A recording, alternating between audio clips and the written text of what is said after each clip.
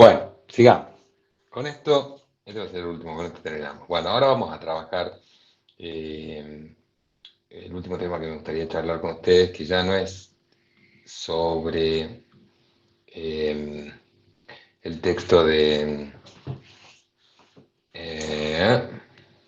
sobre el texto de Dauria, sino sobre el otro texto que tienen ustedes de Abal Medina y Nehamkis, que es este libro que tienen acá, no sé si lo alcanzan a ver, que es Introducción a la Ciencia Política, compilado por Julio Pinto, donde tenemos este texto y otro texto que está en unidad 10 sobre democracia. Bueno, ¿qué, ¿qué me gustaría charlar? El texto no es complicado, es relativamente sencillo, así que esto va a ser algo un poquito corto, pero me gustaría remarcar dos o tres cositas. ¿Por qué? Porque veníamos hablando de la polis, de los griegos, de la política, qué sé yo, un momento, ¿pero qué vamos a hacer acá en este cursado? ¿Vamos a tener teoría del Estado que es de la polis? No. Así como estamos sujetos, nosotros somos sujetos y los que estamos sujetos, y hay un horizonte de sentido y todo lo demás, estamos también situados. Y ese horizonte que nos sitúa y nos sujeta es el mismo que nos convoca ahora, en donde lo que nosotros vamos a tratar de hacer en este cursado es analizar ciertas características de la estatalidad como un fenómeno político, como un dispositivo de ejercicio del poder, como una forma de organización social propio de eh, la edad moderna, a partir de la modernidad, que nace con la modernidad, que es consecuencia de la modernidad, que es consecuencia de los movimientos políticos, sociales y económicos de la modernidad, que se consolida, que empieza en el siglo XVI, se consolida en el siglo XIX, que tiene mucho que ver con la organización económica de la sociedad, la organización productiva, y que va generando unos determinados cambios que explican el paso del feudalismo al capitalismo y en última instancia el triunfo de la burguesía sobre la nobleza, sobre el clero y sobre otros dispositivos.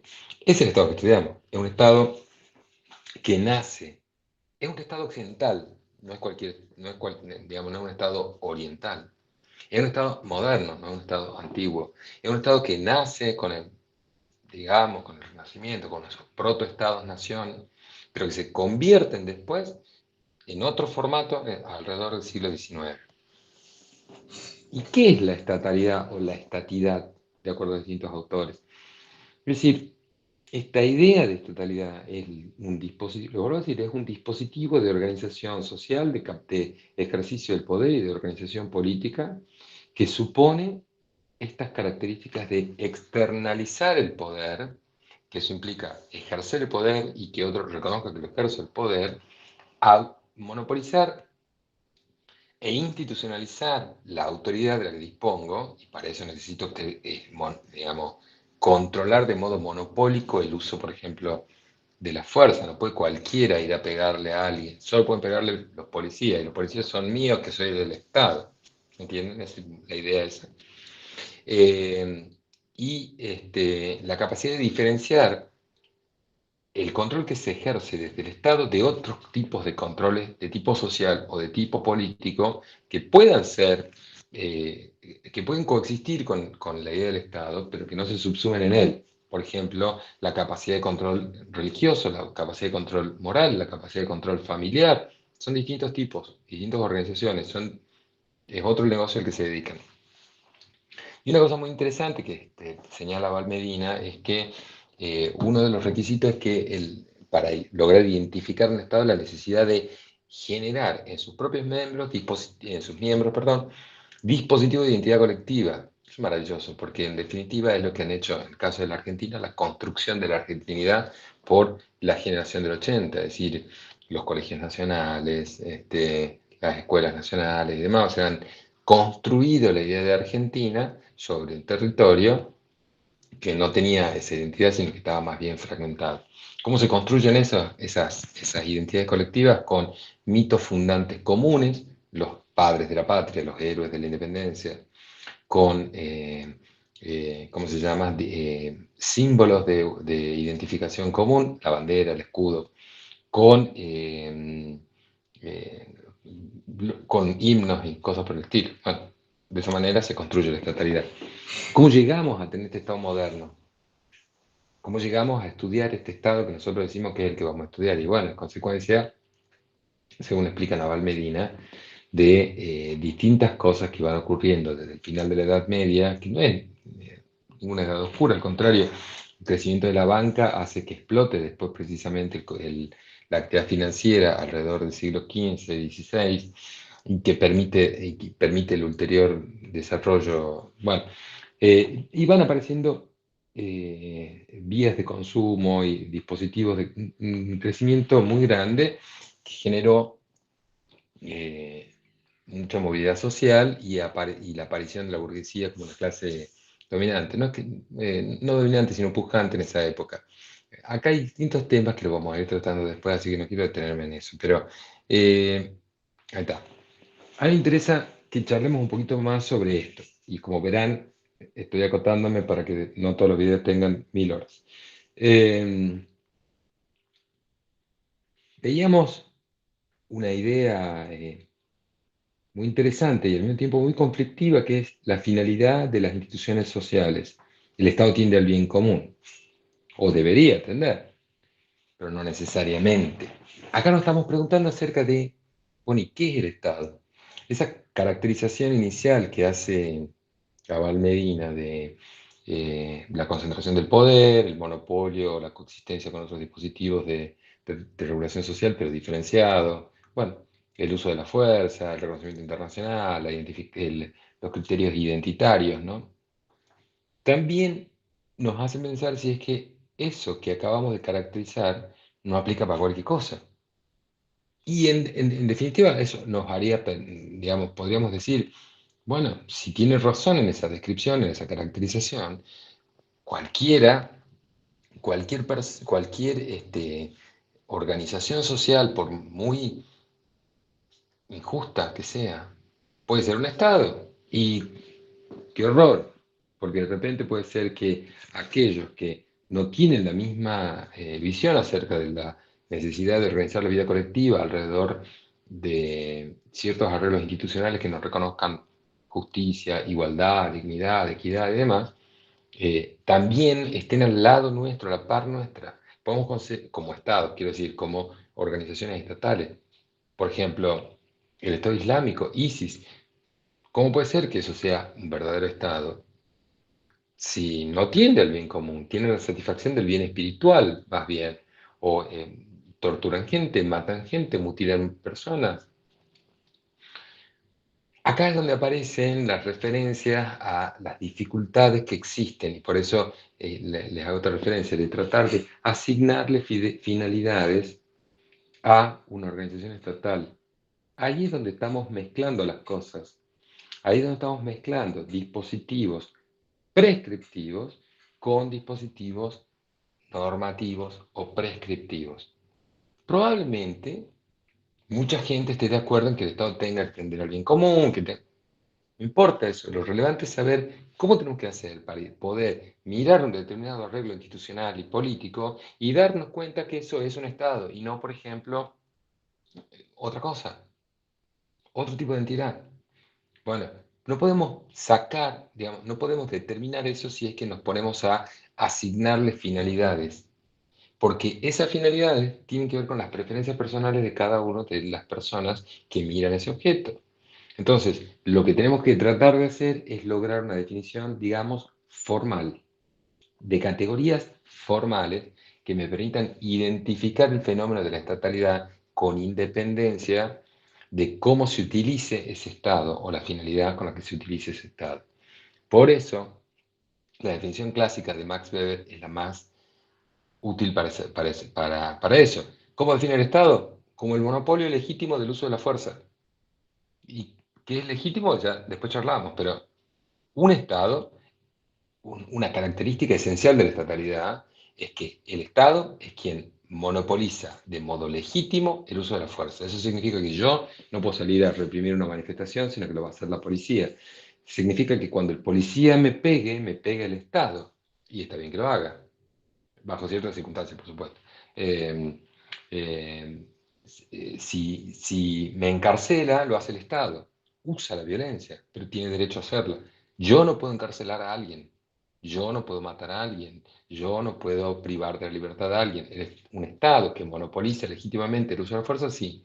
¿Qué significa legítimo? Esa es otra historia, ya veríamos después.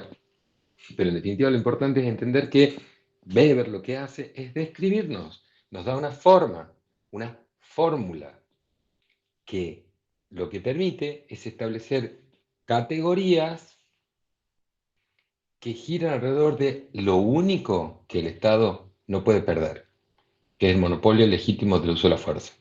Puede perder otras cosas. Puede no monopolizar el control ideológico o la producción ideológica. Puede no monopolizar la economía. Puede no monopolizar el poder que nace de la economía. Pero si no hay un monopolio legítimo del uso de la fuerza que produzca la dominación de los dominantes y que genera la obligación de los dominados de obedecer al imperante, no es un Estado.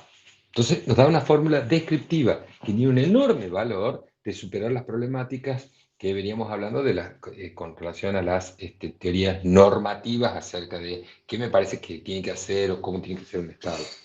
La clave del análisis weberiano también radica en la idea de dominación.